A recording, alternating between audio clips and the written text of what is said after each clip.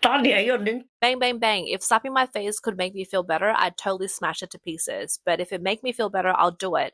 I'm just suffering in silence. It's so miserable.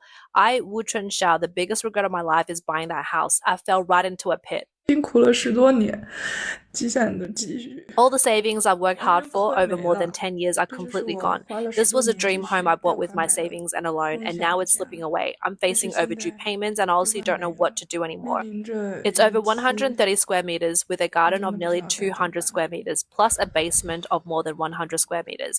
Why 一 does it 百 feel like 三 the 十多 harder I 平， try, the more 带一 heartbreaking it 个 gets? 将近 I 200 spent 平的 countless 花 sleepless 园， nights working all year 还 round, dreaming 有 of owning my own home. 推楼 But 地下 now, 室，just 也是 3 or 100 4 多 years 平。 later, the down payment is almost gone. If someone had told me 4 years ago to just take it easy, that I could have lived peacefully and well, I really wish time could turn back. On October 16, the blogger Lan Chao's Home posted a video in tears explaining how after taking out a loan to purchase a house 4 years ago, they have now lost more than a decade's worth of savings. They are unable to repay the mortgage and are now facing repossession of their property. After more than 10 years of hard work, everything has come to nothing. Many families are now in similar situations, finding themselves trapped by their mortgage payments, unable to find a way out. 我17年200多万买的房子， I bought a house for over 2 million in 2017, but now it's worth only 1.5 million and no one wants it. It's in the Vancouver Purple Garden community in Taiyuan. I took out a loan of over 1 million and I'm still paying 6,000 yuan every month for another 18 years. If I sell the house now, I can only get a little over 1 million, which means I've lost around 60 to 70,000. I'll be left with no house and no money. 大哥，你们怎么了？哎，这房 The homeowners only sold half the house, and you see, they're crying while signing the papers. It's only half done. The situation's like this now, you know? It's tough. The house is finally sold, right? Here, take a couple more tissues. But with all this going on, honestly, I don't even know how to keep signing. I'll be left with no house and no money. A homeowner who used 5 years of hard work and effort to successfully purchase her own home now finds herself unemployed. The heavy pressure of monthly mortgage payments has become unbearable, and ultimately she made the decision to sell her house. Over the past 3 decades, China's real estate sector has been packaged as a wealth building myth, but today that myth has been shattered. The bubble burst and trust collapsed. Multiple generations have found themselves trapped in the home ownership cage. From government-driven land finances, developers' high-leverage operations, and bank colluding to offer loans, to pre-sales systems, unfinished buildings, and mortgage payment halts, houses have gone from being assets to becoming lifelong debt traps for ordinary people. The People's Bank of China's 2024 fourth quarter report shows that the balance of personal housing loans in China has reached 38.6 trillion yuan, corresponding to approximately 400 million primary loan holders, including co-borrowers. Nearly 700 million people are now burdened with housing debt. What does this number represent? It means that 1 in every 2 Chinese people is working to pay off a house. Even more alarming is that more than 70% of Chinese household assets are in real estate, while the proportion in the United States is only around 30%. Data from the second quarter of 2025 shows that China's household debt-to-income ratio has surged to 67.8%, reaching a near-decade high. What is particularly concerning is that the proportion of household income spent on mortgage payments has risen from 37% in 2020 to 41.6% today. This means many families are just dedicating nearly half of their income just to repay their mortgages. When home prices decline, this high leverage strategy immediately backfires, eroding household wealth. Under the trending topic of mortgage payment suspension on Douyin, a highly liked comment reads, "I used to think I was an elite with a monthly salary of 30,000 yuan. After being unemployed for 3 months, I realized that a mortgage can force a person to their knees." A white-collar worker in Beijing posted their bill. 700万买的房子，现在就值30万。 We bought the house for 7 million and now it's worth only 300,000. In just 8 short years, 7 million has vanished. Back in 2017, my husband and I must have been out of our minds. We spent a total of 7 million on a 136 square meter place in Yanjiao, Beijing. Now it's hard to even sell it for 2 million. The total cost back then was 5 million for the house with a down payment of 3 million and a loan of 1.95 million. The loan was for 30 years at an interest rate of 5.88%. The interest alone was 2 million. And after 30 years, we'll end up paying the bank $4 million in total. Now, we can barely sell the house for $2 million. After 8 years of payments, we've paid $1.15 million in total, with only $200,000 going towards the principal, and the remaining $950,000 covering the interest. We'll still owe the bank $1.7 million. Let's say we sell the house for $2 million now and pay the bank $1.7 million. We've lost $6.7 million in 8 years. This house has really set us back, and the worst part is that at the start of 2024, my husband lost his job. His previously secure job, which was like an iron rice bowl, is gone now. A 40-year-old man with no money and buried in debt. What are we supposed to do? This is not an isolated case, but a reflection of the 700 million mortgage slaves in China. In the first half of 2025, the average sale price of commercial housing in China approached 19,000 yuan per square meter, with first-tier cities like Beijing, Shanghai, Guangzhou, and Shenzhen exceeding 56,000 yuan. For a 90-square-meter apartment, after a 30% down payment, an average family would need to carry a mortgage of over 1.2 million yuan. As the real estate market continues to collapse, the post-70s, post-80s, and post-90s generation in mainland China have all been deeply entangled in this 30-year-long nationwide home ownership wave. Unemployment, layoffs, and the midlife crisis are all hidden each generation in different forms, exacerbated by the ongoing economic downturn. A blogger from Guangdong urgently posted about selling his property, accepting a loss of 65% to get rid of it. He warned that property values are expected to depreciate further in the future, making it even less valuable, urging others to sell it if they can. 2年了啊，终于把它卖掉了。 It's been 2 years and I finally sold it. You know how much I sold the house for? 700,000. I bought it for almost 1.8 million back in 2019 in Guangdong, at a peak of the market. At that time, the requirements were really strict and the location was pretty good since it was close to the subway. In 2023, I couldn't sell it for 1.5 million, and by 2024, the price had dropped 1 million. By the start of this year, it had fallen to 900,000, and even that wasn't enough to attract buyers. I listed it again and dropped the price to 800,000, and there were some people looking at it, but no one bought it. Then this month, I lowered it to 700,000. Why did I have to sell it for such a huge loss? Simple. The real estate market is done for. Secondly, there are just too many houses being built now, way more than what's needed. Plus, the population is rapidly declining, and in the future, no one will want that property. Third, this house is only going to get older, and if I don't sell it now, it's only going to lose more value and end up being worthless.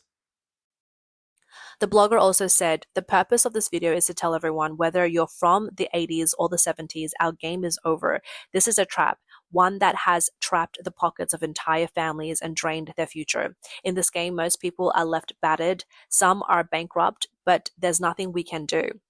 要是房价一个劲儿的再往下跌啊， If housing prices keep dropping like this, and we reach a point where the mortgage is worth more than half the house itself, the wave of sell-offs will become unstoppable.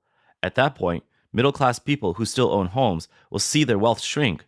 With companies laying off workers and shutting down, regular folks won't be able to handle their monthly payments and will have no choice but to stop paying. Once this chain reaction starts, no one will be able to escape. Compared to the past 2 years, it's only harder to make money now. But many people are also facing salary cuts and job losses. Those with mortgages won't be able to carry the burden and will end up selling their homes early.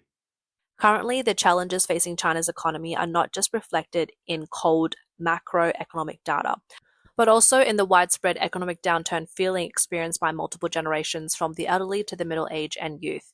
The reality is that China's economy has been on a continuous decline, with wage cuts and rising unemployment spreading like a plague. Along with heavy mortgage burdens, many families are struggling to make ends meet. The sharp drop in housing prices seemed inevitable, with prices in many cities returning to levels seen 10 years ago. The problem, however, is that despite the dramatic fall in prices, bank mortgages remain unchanged. The result is that more and more people are beginning to envy those who did not buy homes or take out loans, especially as home prices have halved. In such a scenario, a house becomes not a home, but a heavy burden. On October 15, Beijing-based finance blogger Tanting de Bing pointed out that during China's home ownership of all era, the majority of those post-70s, post-80s, and post-90s generations bought homes with loans. As the real estate market has continued to plummet in recent years, both young and middle-aged people are facing tough situations, each in their own way. Their common plight is being tightly bound by the mortgage like prisoners trapped in a never-ending cycle. In a sluggish macroeconomic environment, all individual resistance ultimately feels futile. As an eyewitness from the post-80s generation, the blogger described their generation's experience as riding a roller coaster. He said that the post-80s were once the most hardworking generation, living through China's urbanization and asset inflation. They leveraged loans to buy homes, achieving a social class leap and investing their assets in the rapidly growing market. However, as the development trend came to an abrupt halt in recent years, the latter half of the post-80s lives faced a sharp decline in assets, causing significant pain. Most post-80s individuals who bought properties at the market's peak now face a 50% devaluation of their homes. This is not just a financial loss in numbers, but a denial of their hard work for 1 or 2 decades. The heavy mortgage burden has crushed this generation, dampening their purchasing power and becoming one of the key factors hindering the current recovery of domestic demand. In contrast to the post-80s, who experienced a real estate boom, the post-90s generation is seen as arriving at the end of the wave, entering the economic recession and layoffs much earlier. Some of the post-90s are already trapped by mortgages, while a few who avoided this fate have become more cautious, deciding against buying property. 90s blogger Zhang Shirong posted a video on Xiaohongshu stating, "90后是梦想集体破灭的一代人。 The 90s generation is the one whose dreams have collectively shattered. In terms of ability and vision, they might actually be stronger than any previous generation, but the times didn't give them the opportunities. You could say this era has been really harsh on them. The turning point in the economy changed the course of their lives.